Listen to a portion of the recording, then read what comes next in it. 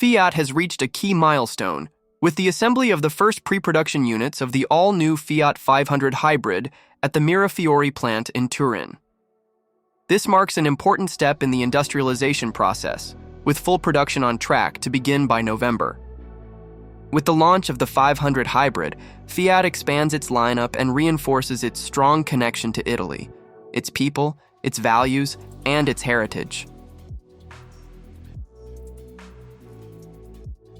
The 500 hybrid will feature a new hybrid engine, giving customers in Europe and beyond the chance to rediscover our iconic city car. Over 70% of the units built at Mirafiori are exported, making the 500 a proud symbol of Made in Italy.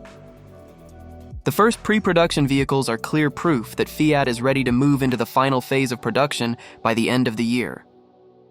By keeping design, manufacturing, and innovation in Italy, Fiat continues to blend local roots with a global vision, led by the 500 at the center of its story.